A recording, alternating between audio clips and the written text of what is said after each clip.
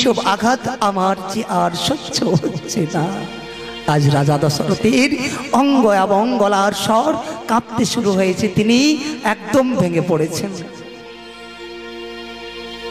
আর সেই অযোধ্যা একদিকে তিনি তাপিত হচ্ছেন, আর একদিকে অযোধ্যার নগরীর নরনারীগণ আনন্দে আছেন। কেন? রাম দরসে লালসা, সকলেই ভগবান প্রভু শ্রী রামচন্দ্রকে রাজ সিংহাসনে দর্শন করবেন, এই লালসা নিয়ে সকলেই অপেক্ষা হয়ে করে আছেন।